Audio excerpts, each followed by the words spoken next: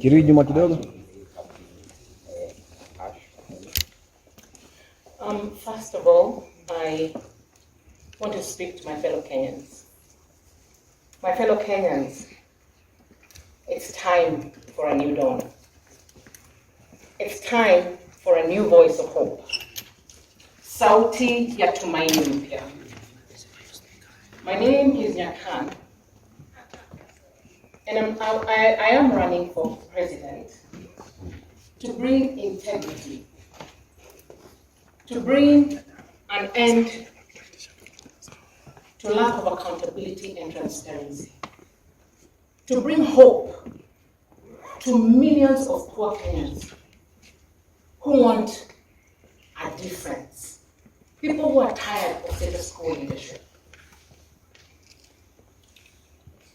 The process that we've undergone has been really gruesome, and more especially for independent candidates. We began this process following what was required and moved step by step. On the 23rd of May, we met with the returning officer, the chairman, Mr. Chebukati, and he explained what we needed to do. However, being the same day he was meeting with us for the first time, and many things also coming up as things we needed to do, there was a request for extension to submit all those things. And we were willing, and we were up to the task.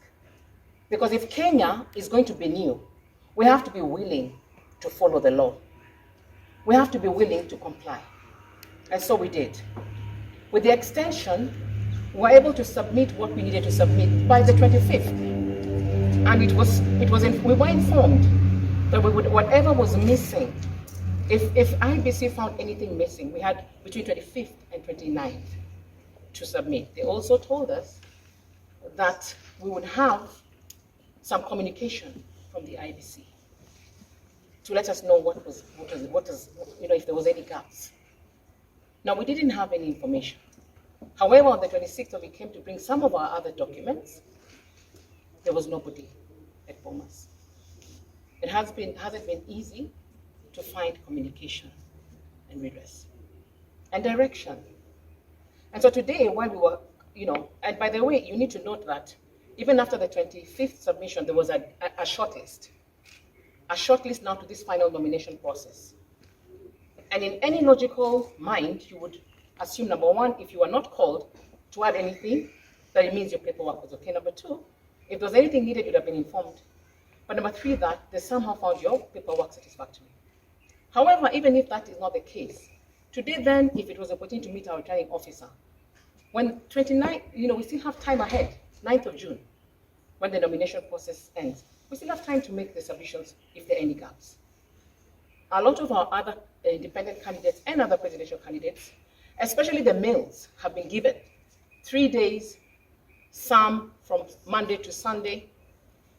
But the two female candidates who were left in this process, one of whom presented her papers yesterday, was given a day, and me, who came to present my papers today at 12 noon, at 12:45 was told to resubmit the missing documents at 2 p.m. Only 1 hour and some 15 minutes to do so. From Bomas of Kenya to town, where we could go and collect the difference of our documents, it wouldn't make sense to bring it here, right?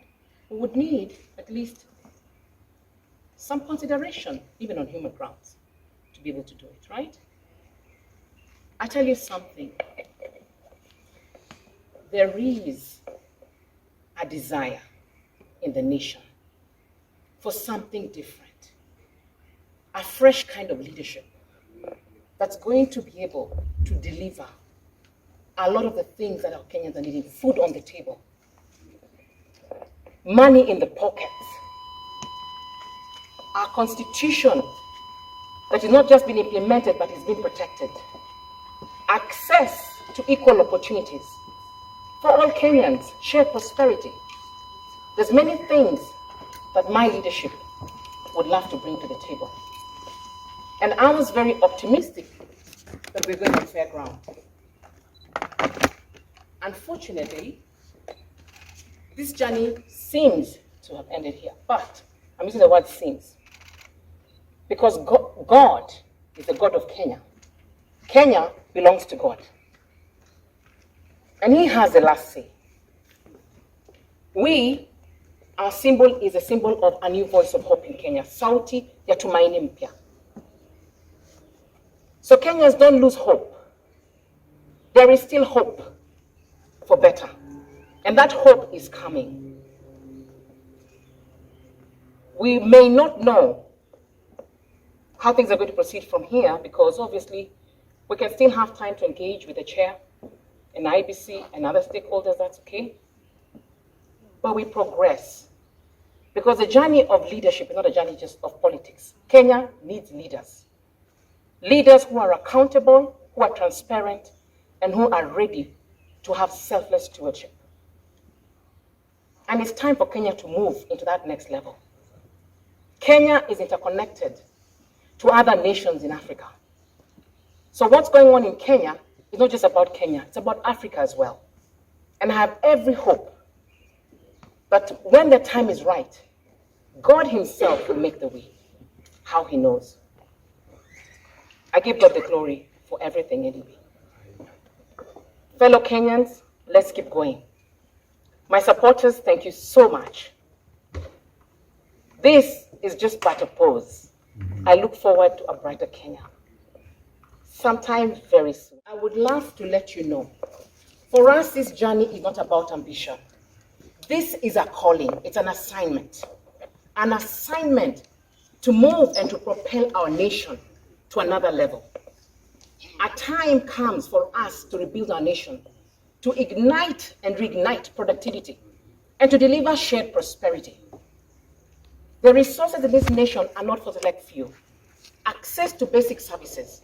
We meet people on the streets, and we feel we're connected to the hearts of Kenyans as Kenyans. When people can no longer buy what they could buy 5 years ago, 10 years ago, and it's still getting worse. We feel it, and it's time for good stewardship. It's time to unlock the resources of this nation and be able to develop and move from a consumption economy to a production economy. And when I say production, it means our natural resources, our human resources, everything needs to be moving forward. So fellow Kenyans, we're still going to leave you with our rallying call, which is Tuungane, Tujenge Kenya, Istawi. Because Kenya will prosper.